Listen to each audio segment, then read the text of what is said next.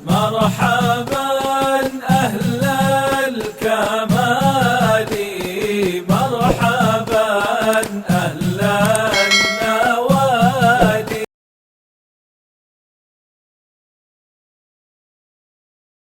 Kasus yang ketiga. Ini saya baca di kitab banyak, di Sunan Abi Daud ada, di Ibn Majah ada, di An-Nasai juga ada, dan di kitab-kitab hadis lainnya. Ada seorang Arabiyun datang dengan kendaraan untanya, datang ke masjid Rasul sallallahu alaihi wasallam. Ketika tiba di masjid Nabi Muhammad sallallahu alaihi wasallam, itu unta yang dia bawa dia tidak ikat, dia biarkan tawakal seperti itu, dengan maksud ini saya tawakal kepada Allah. Kalau saya tawakal, Allah jaga. Tidak diikat. Ternyata ini kejadian diperhatikan oleh Nabi Muhammad SAW. Mungkin Nabi Muhammad ini lihat dari belakang, karena Rasulullah itu punya mukjizat, lihat dari depan dan belakang sama. Bahkan Nabi punya mukjizat, bisa lihat arsy-Nya Allah, bisa lihat alam barzah. Bahkan bisa lihat di balik dinding-dinding, bisa tembus pandangan matanya Nabi Muhammad SAW, karena sudah pernah melihat Allah Subhanahu wa Ta'ala. Nabi lihat. Kemudian Nabi keluar dari masjid, Nabi katakan, kenapa tidak diikat? Apa jawaban orang Arab ini? Tawakkaltu ala Allah, ya Rasulullah. Saya serahkan kepada Allah, saya tawakal kepada Allah. Apa jawaban Nabi? Ikilha summa tawakal. Ikat dulu baru tawakal. Artinya ikhtiar dulu baru tawakal. Ini bimbingan ilmu dari Nabi Muhammad sallallahu alaihi wasallam. Adapun masalah bahwa sesungguhnya kalau tidak ajal tidak mungkin mati, itu benar. Kalimatul haq yuradu bihil batil. Ucapannya benar tapi maknanya kadang-kadang jadi batil kalau tidak paham. Disuruh tawakal kalau memang ajal. Sekarang yang tahu ajal siapa? Allah. Kita gak ada urusan dengan urusan kapan kita mati. Itu ilmunya Allah. Allah memerintahkan kita mengikuti Nabi Muhammad. Nabi Muhammad mengajarkan kepada kita, dahulukan ikhtiar baru tawakal.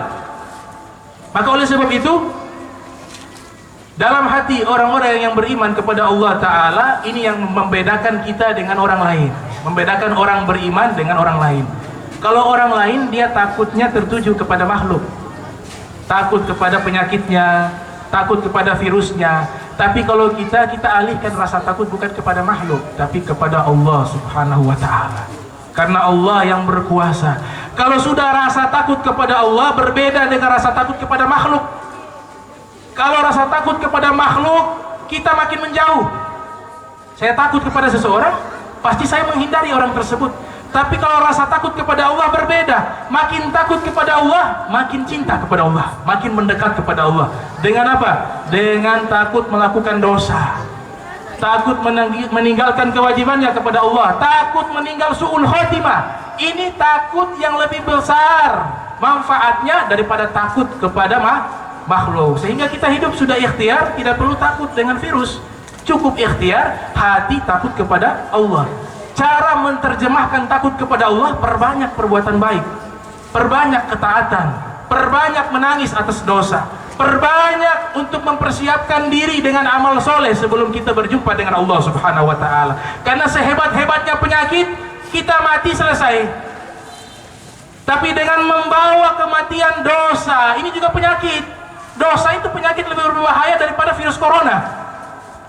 Virus corona kita meninggal selesai.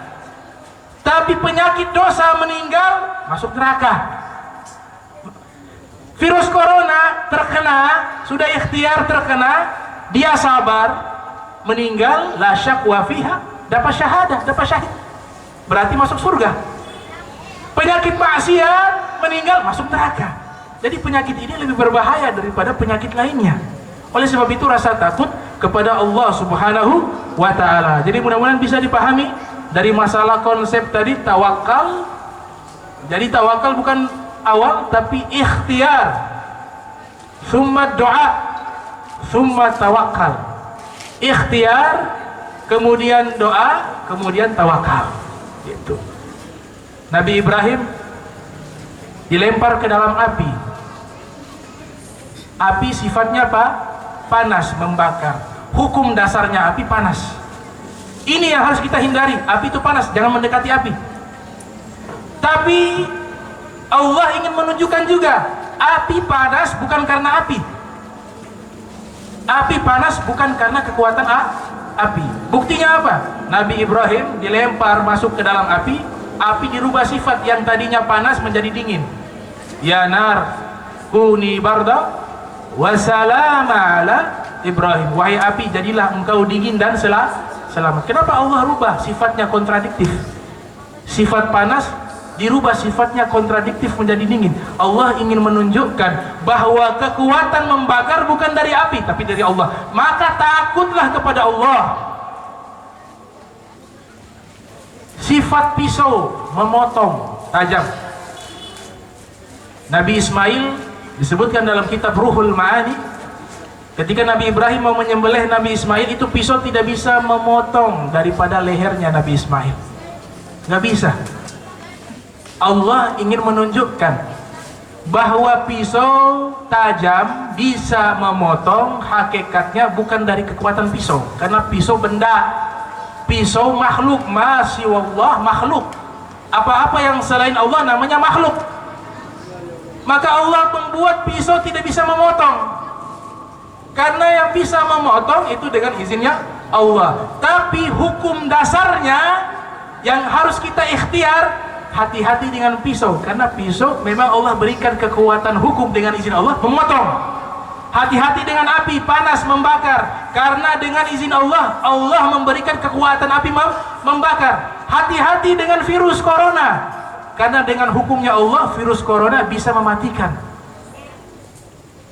walaupun bukan kekuatan dari virus corona, tapi dari Allah Subhanahu wa ta'ala. Ini akidah ahli sunnah wal jamaah Asy'ariyah wal Maturidiyah yang dianut oleh seluruh ulama hadis, dianut oleh 4 mazhab fikih, dianut dari seluruh ulama dari generasi ke generasi.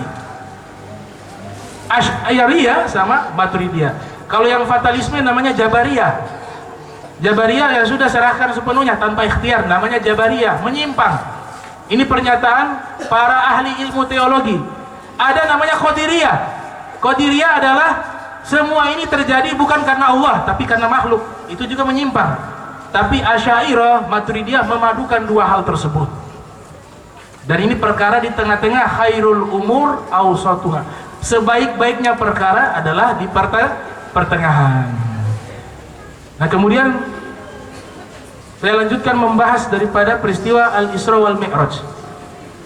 Mungkin sampai Al-Isra saja, kalau Al-Mi'raj gak cukup waktu. Al-Isra, nilai historis dan falsafah. Di dalam surat Al-Isra, Allah awali dengan kalimat Subhanallah. Sebenarnya Subhanallah, lafaz Allah dihapus. Maha suci Allah, karena tidak ada yang maha suci kecuali Allah. Subhanalladzi asra bi'abdihi laila minal masjidil haram ilal masjidil aqsa alladzi barakna haulahu linuriyahu min ayatina innahu huwas samiul basir. Maha suci Allah. Apa nilai historis dan nilai falsafah diawali peristiwa Isra dengan kalimat Maha suci Allah? Nilai historisnya yang pertama, kalimat Subhanallah menjadi kebiasaan orang-orang Arab di zaman dahulu. Jika terjadi peristiwa-peristiwa yang luar biasa, mereka mengucapkan kalimat Subhanallah. Dan ini sampai sekarang kita juga menggunakan. Kita kalau lihat perkara yang luar biasa, Subhanallah ya, luar biasa, selalu dikaitkan dengan kalimat luar biasa. Jadi nilai historisnya, ini kalimat sudah digunakan sebelum Islam datang. Karena di Makkah itu ada 3 jenis suku. Suku Arab terbagi 3. Ada Arab Ba'idah, ada Arab Musta'arabah, ada Arab Aribah. Nah, mereka ini kebanyakan menganut pemahaman daripada Nabi Ibrahim, khususnya yang lewat jalurnya Nabi Muhammad SAW dan keluarganya. Jadi kalau perkara-perkara yang luar biasa, kalimat yang diucapkan oleh orang-orang tersebut adalah Subhanallah. Jadi Allah secara filosofi ingin menyatakan bahwa peristiwa Al-Isra ini bukan Mi'raj, Isra. Kalau Mi'raj lebih luar biasa lagi. Jadi peristiwa Isra itu Allah nyatakan subhana. Ini peristiwa yang besar. Itu nilai historis dan nilai falsafah. Kemudian yang menarik di dalam kitab sejarah, ketika Nabi sampai kembali ke kota Makkah, Nabi ceritakan kepada penduduk Makkah bahwa beliau sudah melakukan perjalanan di waktu malam dari Makkah ke Palestina, kemudian kembali lagi ke Makkah dalam waktu yang sangat singkat. Makanya menggunakan laila, setengah malam, bukan seluruh malam. Dia nakiro tanpa alif lam. Kalau pakai al-laila berarti peristiwanya sepanjang malam. Tapi Allah gunakan laila, ay ba'dul lail, sebagian malam. Artinya dalam waktu yang singkat bisa kembali ke Makkah. Padahal di zaman dahulu kalau perjalanan dari Makkah saja menuju ke Baitul Maqdis, ke Palestina, itu memakan waktu masafatu syahr, 1 bulan. Tapi Rasulullah hanya setengah malam. Nabi ceritakan bukan mi'raj kepada penduduk Makkah. Kenapa? Karena kalau Isra saja tidak percaya, bagaimana mi'raj? Perjalanan dari Makkah yang notabene berada di bumi, Makkah kemudian ke Palestina, diceritakan tidak percaya, bagaimana cerita ke langit? Makanya Nabi ceritakan peristiwa Isra saja, dan itu sudah luar biasa. Dan mereka tidak percaya, bahkan ditantang. Kalau benar sudah pergi ke sana, mereka tahu biografinya Rasulullah. Rasulullah tidak pernah pergi ke Palestina, mereka tahu. Dan mereka tahu Nabi punya karakter al-amin, tidak pernah berbohong. Seumur hidup sekalipun tidak pernah berbohong. Maka mereka tantang Rasulullah, kalau benar engkau sudah pergi ke Palestina, coba ceritakan sifat daripada Baitul Maqdis. Maka Allah memberikan mukjizat digital Rabbaniyah, digitalnya Allah, kameranya Allah, layarnya Allah ditampilkan di hadapan wajah Nabi Muhammad SAW. Di situ Nabi bisa lihat dengan jelas Baitul Maqdis, jendelanya berapa, tiangnya berapa, posisinya bagaimana, dijelaskan. Kenapa? Nabi sebenarnya lupa waktu itu, tidak perhatikan, karena tidak mungkin perjalanan yang luar biasa memperhatikan jendela ada berapa ya, gitu. Tiang ada berapa, ini perjalanan besar. Kenapa harus hitung jendela, pintu berapa, tiang berapa? Tidak sempat. Tapi ketika ditantang, Allah Ta'ala memberikan mukjizat kepada Nabi Muhammad. Allah tampilkan layar di depan Nabi yang menampilkan masjid Baitul Maqdis. Maka Nabi jelaskan secara rinci, oh jendelanya ada sekian. Mereka terheran-heran, tiangnya ada sekian, warnanya begini. Diceritakan secara rinci sifat daripada Baitul Maqdis. Tapi tetap kalau tidak dikasih hidayah itu hati tetap ingkar. Mereka katakan luar biasa sihirnya Muhammad. Tetap. Jadi kalau hati sudah mati itu disebutkan bal asadda kal hijarah au asadda qaswah, kata Allah Ta'ala. Hati kalau sudah mati seperti batu, bahkan lebih keras dari batu. Sudah dibuktikan itu mukjizat di hadapan mereka, mereka bilang sihir. Jadi Nabi SAW menceritakan Isra, perkara yang luar biasa, tidak menceritakan Mi'raj. Karena kalau Isra saja tidak percaya, bagaimana Mi'raj? Makanya Nabi ceritakan Isra. Itu filosofi yang pertama. Kemudian berikutnya, Rasul sallallahu alaihi wasallam bersabda di dalam hadis. Pernah ditanya, itu subhanallah punya fadilah apa ya Rasulullah? Jadi makna yang pertama tadi, Allah menggunakan kalimat subhanallah menunjukkan ini perkara yang besar. Makna yang kedua, Allah menggunakan subhanallah maha suci membuktikan bahwa Nabi ini tersucikan dari bohong. Jadi yang Nabi ceritakan adalah benar. Itu makna dari subhanallah. Ada sahabat, hadis riwayat Al-Imam Hakim dalam kitab Mustadrak, yang lahir tahun 321 Hijriah, meninggal 405 Hijriah. Namanya Tolha ibnu Ubaidillah. Pernah datang menemui Rasul sallallahu alaihi wasallam, mengatakan, "Ya Rasulullah, arti dari subhanallah itu apa?" Kemudian Nabi menjawab, "Tanzihullah min kulli su." Arti dari subhanallah, Allah tersucikan dari seluruh keburukan. Jadi gak boleh kita sifati hal-hal yang buruk kepada Allah. Coba perhatikan di surat Fatihah. Surat Fatihah yang kita baca setiap hari dalam sholat kita. Bahkan dikatakan yang tidak baca gak diterima sholatnya. La sholata liman lam yaqra bi fatihatil kitab. Tidak ada sholat bagi orang yang tidak membaca surat Al-Fatihah, baik sholat wajib ataupun sholat sunnah. Surat Fatihah iyyaka na'budu wa iyyaka nasta'in ihdinas siratal mustaqim siratal ladzina an'amta 'alaihim ghairil maghdubi 'alaihim waladdallin. Kalimat yang di belakang an'amta 'alaihim, yang engkau beri nikmat, yang engkau beri nikmat. Di sini yang engkau siapa? Allah. Jalan orang-orang yang lurus yang telah engkau beri nikmat. Ketika kebaikan, nikmat adalah kebaikan, kita diperintahkan baca surat Fatihah menggunakan kata engkau, karena kebaikan nikmat. An'amta 'alaihim. Tapi ketika marah, ghairil maghdubi 'alaihim, bukan jalan orang-orang yang dimurkai, bukan jalan orang-orang yang tidak dibilang bukan jalan-jalan orang yang engkau murka. Kenapa tidak pakai engkau murka seperti engkau beri nikmat? Karena murka itu sifat buruk, sifat jelek. Nabi katakan al-ghadab minasyaitan, sifat marah dari syaitan. Idza ghadiba ahadukum falyatawadda. Kalau salah seorang di antara kalian dia lagi marah, hendaklah berwudu.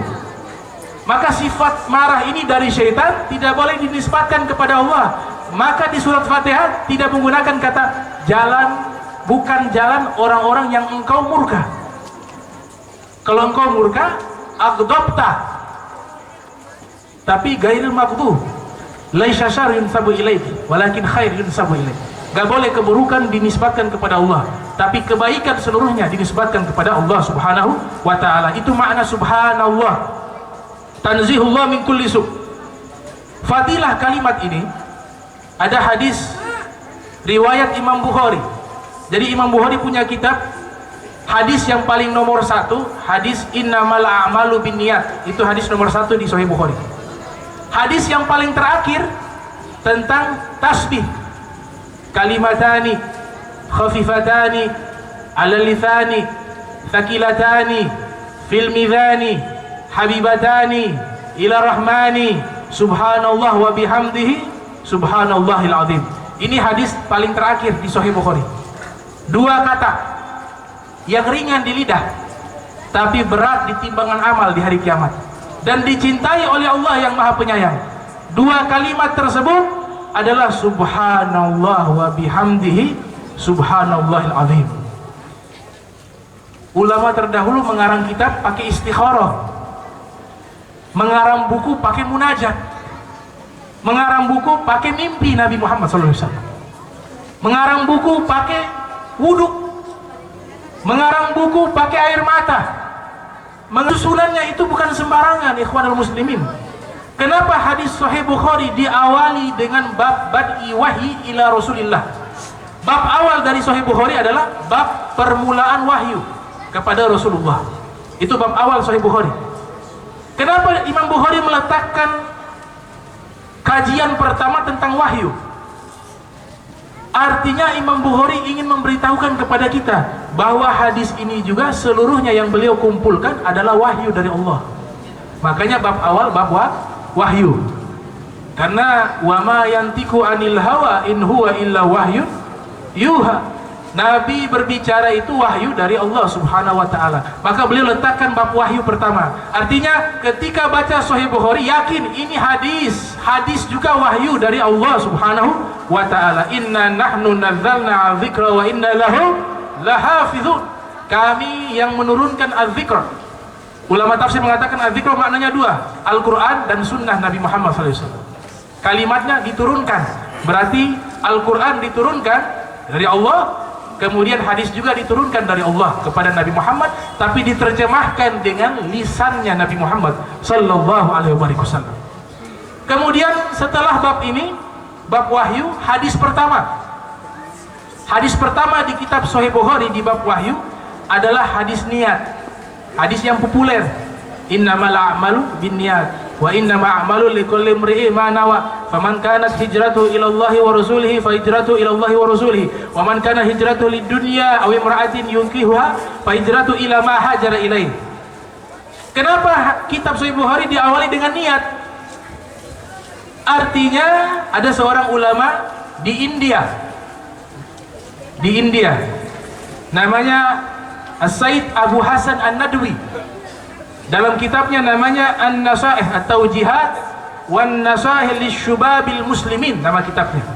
Saya punya ada kitab tersebut. Beliau ahli hadis di India.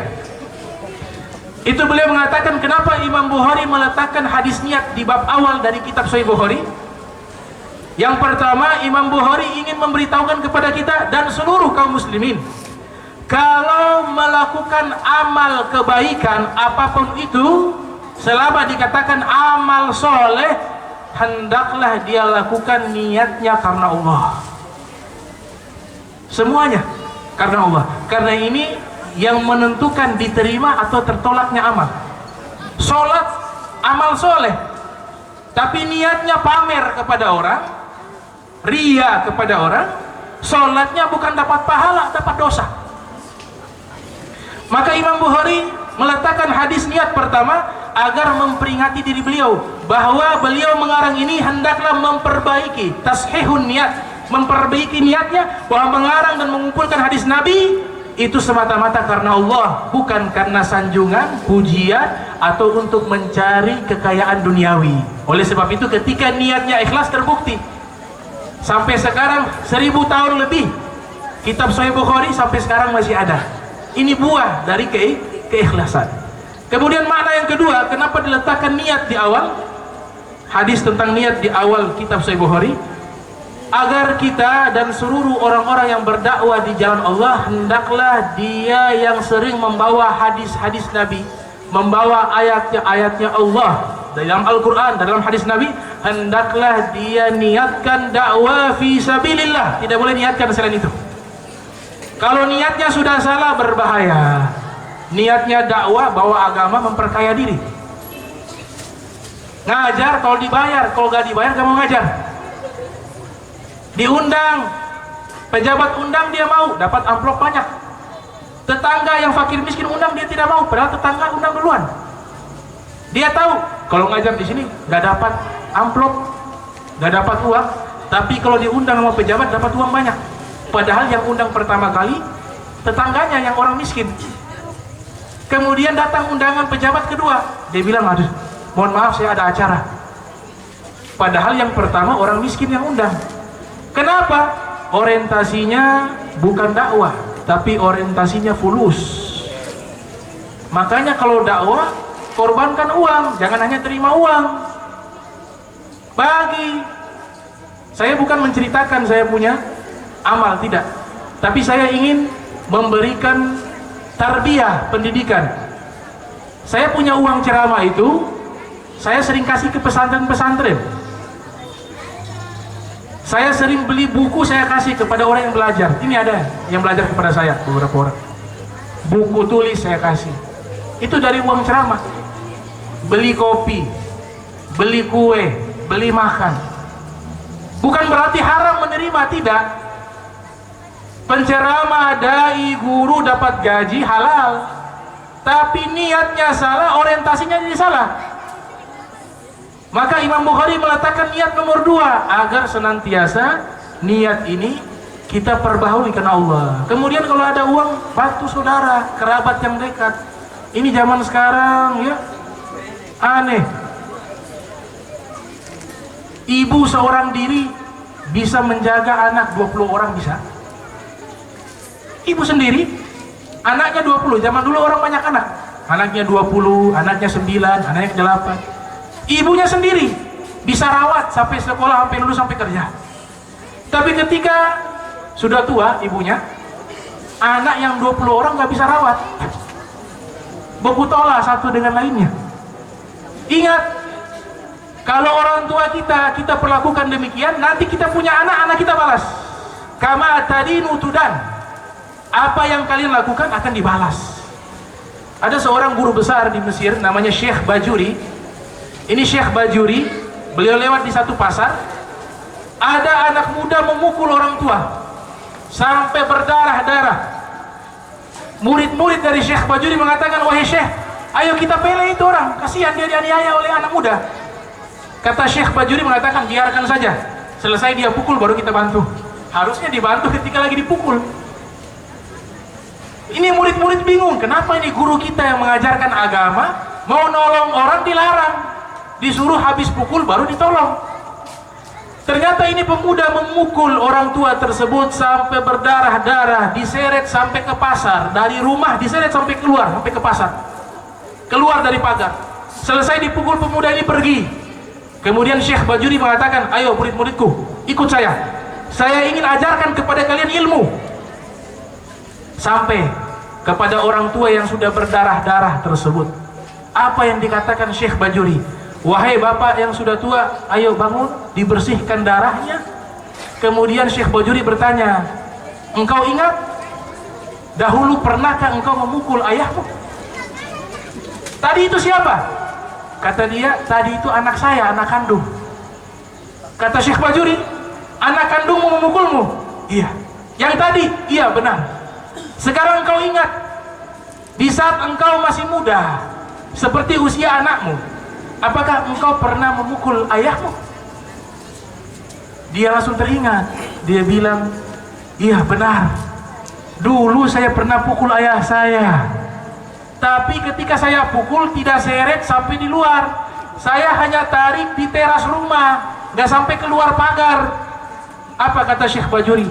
Allah kalau membalas lebih hebat daripada perbuatan dosa tersebut. Itu kenapa saya biarkan, karena ini hukum yang Allah berikan, karena pernah membuat hal yang sama kepada orang tuanya. Jadi kalau anak yang tidak berbakti kepada orang tuanya, silakan, tapi tunggu balasan. Balasan dosa durhaka itu Allah percepat di dunia, dan kemudian Allah simpan di akhirat. Dua, ada beberapa dosa Allah turunkan azab, sudah selesai, di akhirat tidak disimpan. Tapi dosa durhaka kepada orang tua Allah turunkan di dunia terlebih dahulu, dan Allah simpan di akhirat. Makanya uququl walidain, durhaka kepada kedua orang tua, minal kabair, termasuk dosa-dosa besar. Dan durhaka bukan berarti berlaku buruk, tidak. Saya punya guru, saya belajar 4 tahun di Jakarta, di Athagofa Islamiyah, Madrasah Athagofa Islamiyah, kepada pendirinya As-Sayyid Al-Habib Abdurrahman bin Ahmad As-Segaf. Beliau punya umur hampir 100 tahun. Beliau belajar selama 5 tahun tidak pernah tidur, sampai matanya itu pakai kacamata tebal. 5 tahun tidurnya duduk. Beliau hafal tuh kitab-kitab. Beliau mengatakan di dalam Al-Quran, wala takul lahuma ufyu, jangan mengatakan kepada kedua orang tua kalian uf. Uf ini kan artinya bahasa Ternate jadi mengatakan kepada orang tua dilarang. Tapi penafsiran dari guru saya Sayyidul Walid Al-Habib Abdurrahman bin Ahmad Segaf mengatakan, bukan hanya mengatakan tarik napas juga termasuk di ayat ini. Bagaimana tarik napas? Tolong beli gula. Aduh, itu semua masuk durhaka. Jadi menarik napas saja kepada orang tua itu adalah lambang keadaan hati menolak perintah. Dia ekspresikan dengan menarik nafas. Jadi menarik nafas saja Allah sudah mengatakan durhaka. Larangan jangan, wala takul lahuma ufyu wala tadharhuma. Apalagi berlaku kasar, mengabaikan orang tua juga durhaka. Masih sehat, ekonominya bagus, uangnya banyak, rumahnya mewah, punya pembantu banyak, orang tuanya dimasukin di panti asuhan. Apakah pernah ada orang tua ketika mengasuh anak, ini anak menakal luar biasa, saya kasih masuk di tempat yatim piatu? Nggak ada. Palingan masuk di pesantren. Itu juga niatnya baik ke depannya. Awalnya niatnya tidak baik, sudah ini manakal masuk pesantren. Tapi di tengah-tengah dirubah niat, mudah-mudahan anak saya di pesantren jadi ulama, Allah ijabah. Jadi ini luar biasa, dosa kepada orang tua. Nah, kembali kepada Isra. Jadi tadi subhanallah punya fadilah. Yang pertama kata Nabi sallallahu alaihi wasallam dalam hadis tersebut, 2 kalimat yang mudah diucapkan tapi berat timbangan amal di hari kiamat adalah subhanallah wa bihamdi subhanallah azim. Tadi Imam Bukhari punya kitab, awalnya bab wahyu. Hadis pertama bab hadis tentang niat. Yang menarik bagian terakhir dari hadis Bukhari, hadis zikir. Dia punya bab, beliau kasih nama bab mizanil a'mali wal aqwali yaumal qiyamah. Bab tentang timbangan amal dan ucapan di hari kiamat. Kemudian hadis terakhir adalah hadis tadi, kalimatani khafifatani ila akhir hadis. Ada rahasia apa? Kenapa hadis pertama niat, hadis terakhir zikir, kemudian bab tentang amal diterima di hari kiamat? Artinya amal kita yang kita lakukan, walaupun surah gambarannya baik, tapi kalau niatnya tidak ikhlas kepada Allah, maka amal kita, zikir kita, baca Al-Quran kita tidak ditimbang di hari kiamat. Itu rahasia kenapa terakhir dipakai bab tentang amal dan ucapan. Itu fadilah pertama. Jadi kita membaca subhanallah wa bihamdi subhanallazim, ini kalau diterima oleh Allah, timbangan amal baik kita menjadi berat dan akan memasukkan kita ke dalam surganya Allah Subhanahu wa taala. Fadilah yang kedua, hadis diriwayatkan oleh Imam Tirmidzi dalam kitabnya Sunan Tirmidzi. Orang yang membaca kalimat tersebut akan ditanam satu pohon korma yang ada di dalam surga. Kata Nabi, man qala subhanallahil azim wa bihamdihi, ditambah pakai al-azim. Man qala subhanallahi al-azim wa bihamdihi gurisat lahu nakhlatun fil jannah. Siapa yang baca kalimat tersebut subhanallahil azim wa bihamdihi, satu kali baca, Allah tanam baginya satu pohon korma di dalam surga. Jadi yang mau dapat pohon korma di surga, banyak baca zikir tersebut. Kemudian fadilah zikir subhanallah menghapus dosa. Hadis diriwayatkan oleh Al-Imam Bukhari dalam sahihnya dari Abi Hurairah. Rasul sallallahu alaihi wasallam bersabda, man qala subhanallahi wa bihamdihi, siapa yang membaca subhanallah wa bihamdihi fi yaumin, satu hari, mi'a marrah, 100 kali, khuttat khatoyah, dosa-dosanya digugurkan oleh Allah Ta'ala, wa in kanat mithla zubadul bahr, walaupun dosanya sebanyak buih di lautan. Ini buih di lautan jumlahnya tak terhitung, banyak busa-busa yang di lautan jumlahnya banyak. Kita punya dosa, Nabi kiaskan sebanyak itu, baca zikir ini dan Allah terima, terhapus dosa. Fadilah berikutnya dari bacaan subhanallah, Rasul sallallahu alaihi wasallam pernah ditanya, su'ilan Nabi ayyul kalami afdal, wahai Rasulullah, ucapan apa yang paling afdal? Kata Nabi, subhanallah wa bihamdihi, ucapan yang paling afdal adalah subhanallah wa bihamdihi. Dalam riwayat Al-Imam Muslim dan riwayat Imam Bukhari, Rasul sallallahu alaihi wasallam pernah bersabda, li an aqula subhanallah walhamdulillah wa la ilaha illallah wallahu akbar ahabu ilayya mimma talas alaihi syams. Aku membaca kalimat subhanallah walhamdulillah wa la ilaha illallah wallahu akbar, itu aku lebih suka dari segala sesuatu yang terkena sinar matahari. Yang terkena sinar matahari, tambang emas terkena sinar matahari, tambang batu bara terkena sinar matahari, bangunan-bangunan, rumah-rumah yang mewah terkena sinar matahari.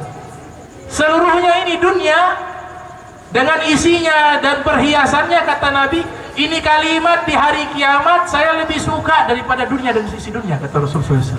Subhanallah wa bihamdihi subhanallahil azim, subhanallah walhamdulillah wa la ilaha illallah Allahu akbar. Nah, ini masih subhanallah, ya, subhanallah. Kemudian Nabi SAW sebelum melakukan perjalanan, ini bagian terakhir karena waktu ya tidak mencukupi. Insyaallah kalau dikasih sehat walafiat kita lanjut yang mi'rajnya. Amin ya rabbal alamin. Nabi dijemput oleh malaikat Jibril, oleh malaikat Mikail, oleh malaikat Israfil. 3 malaikat jemput Nabi sebelum melakukan Isra. Datang ke Makkah. Jadi makna Masjidil Haram bukan di masjid, tapi maksudnya di kota Makkah. Karena Nabi ketika peristiwa Isra, beliau di rumahnya Ummi Hani. Ummi Hani ini adalah anak dari Abu Thalib, saudari kandung dari Imam Ali bin Abi Thalib karramallahu wajha. Nabi tidur di situ. Dalam beberapa riwayat tidur dengan sepupu Nabi Hamzah. Dengan Hamzah juga tidur. Malaikat datang. Malaikat Jibril datang menjemput Rasulullah. Bawa kendaraan namanya Buraq. Ketika dijemput, sebelum melakukan perjalanan Isra, Nabi dibedah. Jadi dibedah untuk kesekian kalinya. Karena waktu kecil pernah dibedah juga. Sebelum Isra juga Nabi dibedah. Nah, dibedahnya Nabi ini bukan karena membersihkan hati. Rasulullah punya hati sudah bersih dan suci. Tapi dibedah itu menambah hati yang sudah suci bertambah suci lagi. Karena mau berjumpa dengan Allah Jalla wa'ala. Makanya Al-Habib Ali bin Muhammad Al-Habsyi mengatakan, "Wa ma akhraja amlaku min qalbihi adha walakinnahum zaduhu tuhran ala tuhri." Tidaklah malaikat mengeluarkan hati Nabi karena ada kotoran dalam hatinya. Akan tetapi ketika malaikat mengeluarkan hati Rasulullah, itu hanya untuk menambah hati yang sudah suci bertambah suci lagi. Zaduhu tuhran ala tuhri. Dan hati Nabi dicuci dengan air Zam-Zam. Ini ada ilmu yang luar biasa. Air Zam-Zam ini dia menjadi air yang abadi.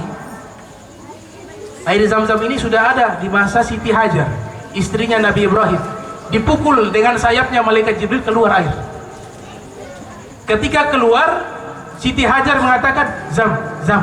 Zam artinya bunyi air. Zam, Zam. Akhirnya jadi ma'u Zam-Zam, air Zam-Zam. Zam-Zam artinya bunyi air. Jadi Siti Hajar mengatakan Zam, Zam, ayo keluar air. Bunyi suara air itu keluar, dinamakan air Zam-Zam.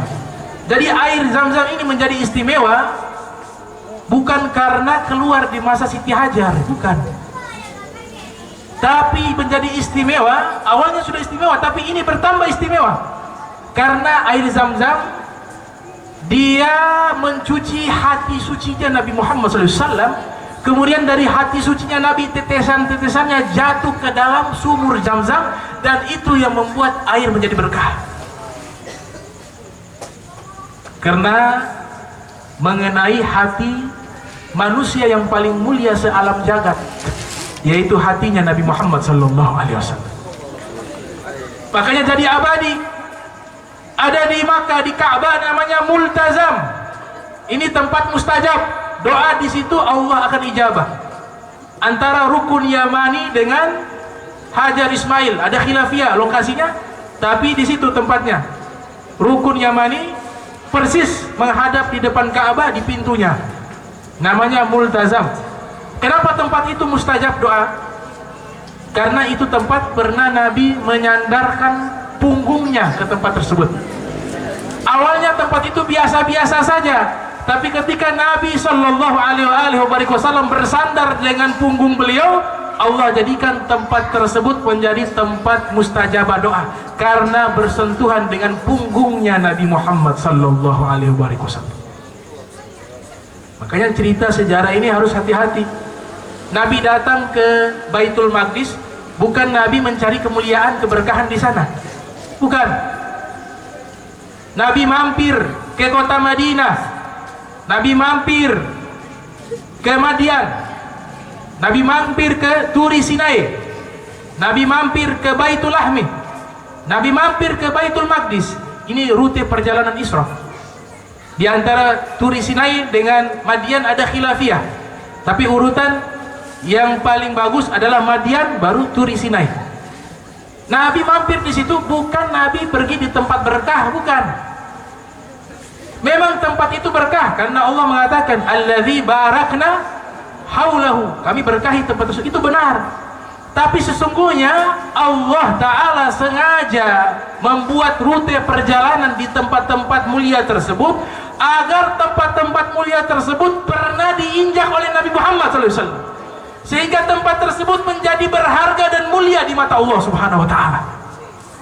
Jadi terbalik, bukan Nabi pergi di tempat yang penuh keberkahan, tapi tempat itu mengambil keberkahan Nabi Muhammad SAW. Nah setelah itu Nabi berangkat, hati sudah dicuci bersih. Rasulullah Sallallahu Alaihi Wasallam beliau dicuci dengan air Zam-Zam. Air Zam-Zam menjadi mulia karena mengenai tetesan air yang menyentuh hati Nabi Muhammad Sallallahu Alaihi Wasallam. Dan ada air yang lebih hebat dari air Zam-Zam, air yang pernah keluar dari jari-jarinya Nabi Muhammad Sallallahu Alaihi Wasallam. Itu air minal jannah, dari surga asli.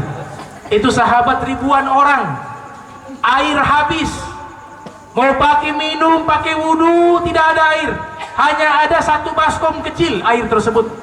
Kata Nabi, ayo datangi air tersebut kepada saya. Kemudian Rasulullah SAW meletakkan tangan suci beliau di dalam air, dan subhanallah, air keluar dari jari-jarinya Rasulullah SAW.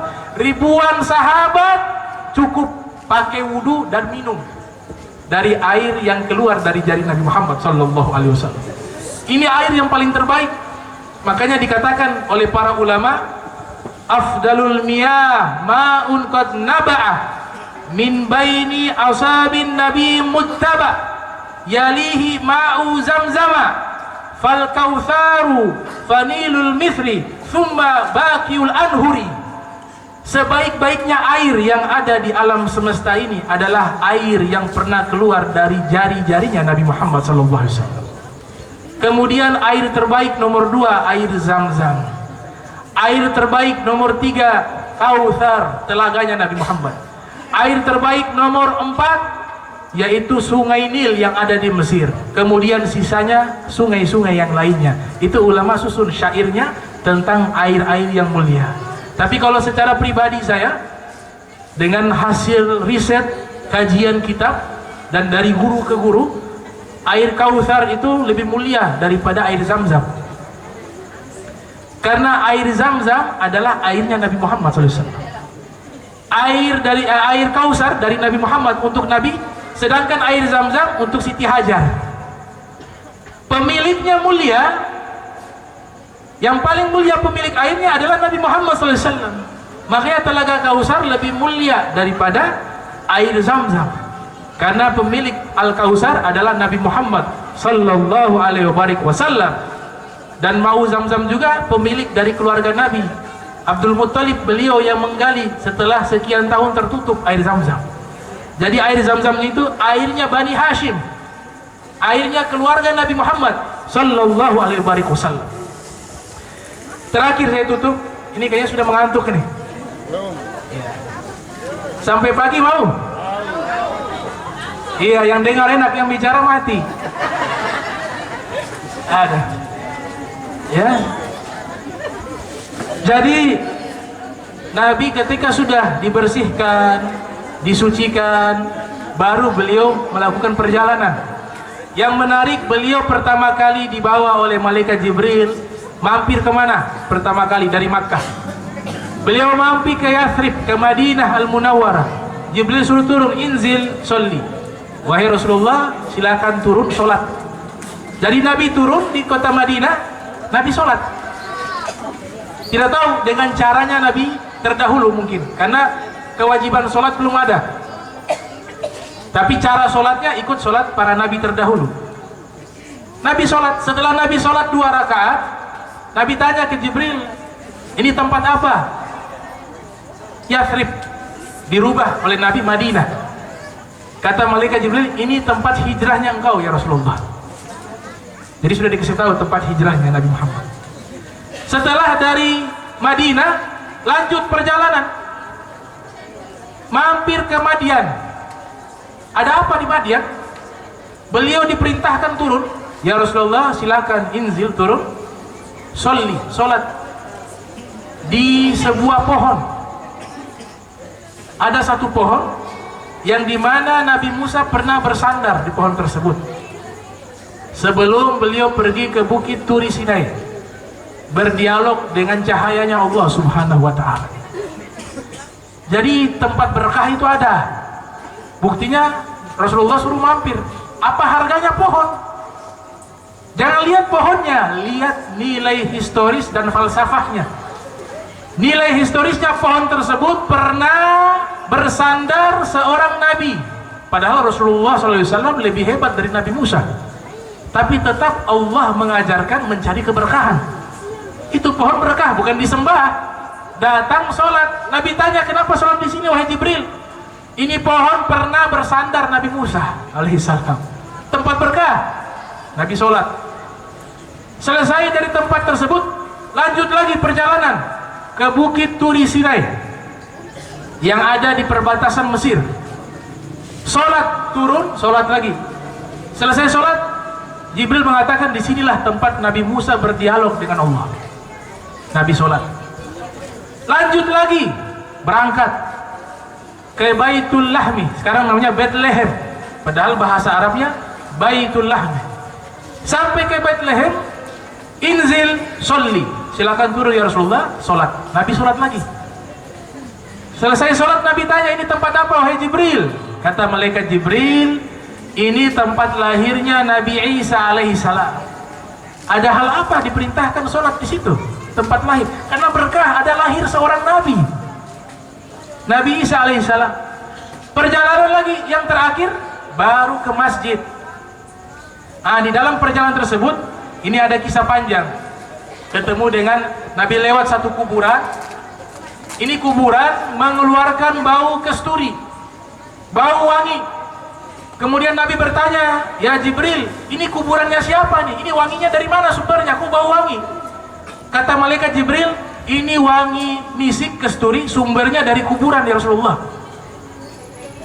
Kuburannya siapa? Kata Nabi, kuburannya Masyitoh.